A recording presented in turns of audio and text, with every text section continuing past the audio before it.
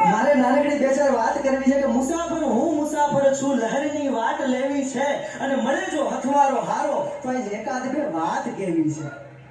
આકાશે ચાંદ તારા, આકાશે ચાંદ તારા અને નીચે ધરતી અમારી છે.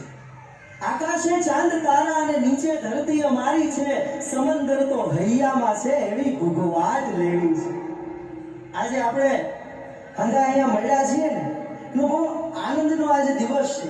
આ દિવસ પાછો નથી આવવાનો, પણ એના માટે મારે એક તમને બીજી વાત કરવી છે. આ ક્યાંક ને ક્યાંક આનંદનો પ્રસંગ છે. પહેલા તો મને આમાં ઈ કહો કે આમાં કેટલા બાપ છે, દીકરીઓના કેટલા બાપ છે જેને ઘેર દીકરી હોય અને માત્ર દીકરી જ હોય એવા કેટલા બાપ છે? માત્ર દીકરીઓના બાપ. ખૂબ ખૂબ તમને ધન્યવાદ છે. આવી મંગળ ઘડી છે ને ત્યારે મારે નાનકડી તમને વાત કરવી છે કે અમારા સૌરાષ્ટ્રનું એક નાનકડું ગામડું ગામ છે. ખેડૂત ગામમાં રહે છે, 10 વર્ષની નાનકડી દીકરી છે. હાંજનું ટાણું છે, એનો બાપો અગાસી ઉપર છે, હાથની વીંટી ખોવાઈ જાય છે એટલે દીકરીને બૂમ પાડે છે કે બેટા વીણબત્તી લઈને અગાસી ઉપર આવજે તો લાઈટ ગઈ છે. એટલે દીકરી 1 2 3 કહેતા દોઢ મૂકે છે. વીણબત્તી હાથમાં લઈને તાતો 1 2 ત્રીજું દાદરું ચડ્યું, પવનનું ઝાપટું આવ્યું અને વીણબત્તી ઓલવાઈ ગઈ. તાતો દીકરીએ બૂમ પાડી કે પપ્પા પપ્પા હું ખોવાઈ ગઈ. આ એવી રીતે પિયરિયાની માયા મૂકી દીકરી ક્યારે સાસરિયામાં ખોવાઈ જાય છે ને એની ખબર જ નથી પડતી. કાલ હજી પગલી પાડી હતી ઘરમાં અને ત્યાં તો મહેંદી લાગી ગઈ. હજી વાત કરવાની તો બાકી જ રહી ગઈ છે દીકરી યાર. આજે એક રાત છે, કાલ આ દીકરીને હારે વળાવવાની છે. એના માટે મારે બે લાઈન કહેવી છે. આજે ગાવાનું મન થાય એના માટે કે ઓરે ઓ પારે વડાતું કાલે ઉડી જાજ રે, મારી હાટું રહી જાને આજની રાત. પારેવડાને કાંઈ ચિંતા જ નથી, પારેવડું એનામાં મશગુલ છે. હજી જો તમે કરે રાખો ને, હું બરોબર છું મારી જગ્યાએ. કે ઓરે ઓ પારે વડાતું કાલે ઉડી જાજ રે, મારી હાટું રહી જાને આજની રાત. કે આંબલીને પીપળી પણ જોશે તારી વાટ રે, ભેગા મળી કરીશું અમે ફરિયાદ. સુખી સંપન્ન પરિવાર મળ્યો છે, અદ્ભુત ખાનદાન આપણને જડ્યું છે. તમે એને અદ્ભુત પ્રેમ કરશો, વહાલ આપશો. એ પાણી માંગશે તો દૂધ આપશો, દૂધ માંગશે તો ખીર આપશો, પણ જઈએ એને બાંધવાનું મન થાય ને તો હું જ યાદ આવે. બથોડા લેવાનું મન થાય ને તો મારી ફોન કરીને તો બાંધી લેજે. ખાર ક્યાંક તો કાઢવો ને, જોઈ લો તું ગમે એટલું ગમે ત્યાં ખાર કાઢ લે, પણ મારી એક જેવી બાંધવાની મજા આવે ને એવી મજા ક્યાંય આવવાની પ્રથમ નથી આવતા હોય. પણ સાહેબ એક નાનકડી મારે એ વાત કરવી છે. આજે હવે એક દિવસે એક રાત આડી છે. ऐसा लगता है कि खत्म मेला हो गया, उड़ गई आंगन से चिड़िया, घर अकेला हो गया.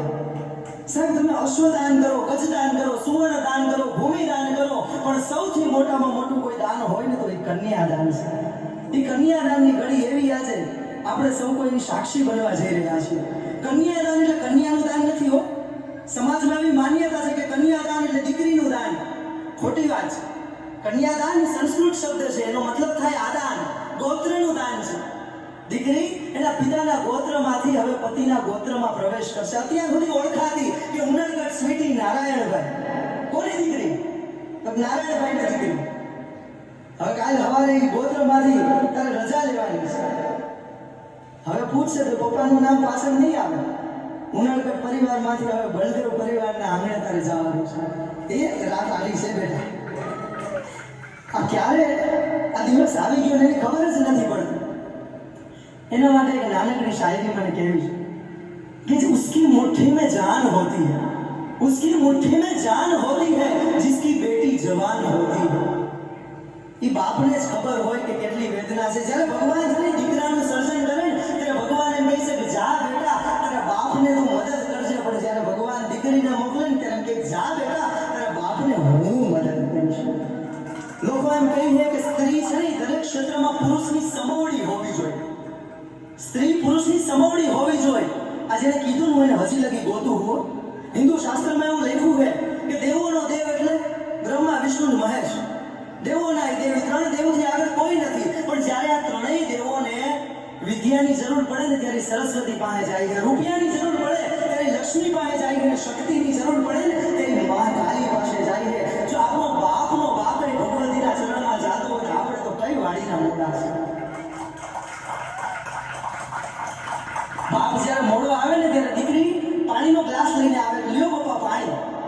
બાપને તરસ ન હોય છતાં એ પાણી પીવે, કારણ કે એને ખબર છે કાલ સવારે દીકરી હારે વહી જાય, એના હાથનું પાણી મને જડે કે ન જડે।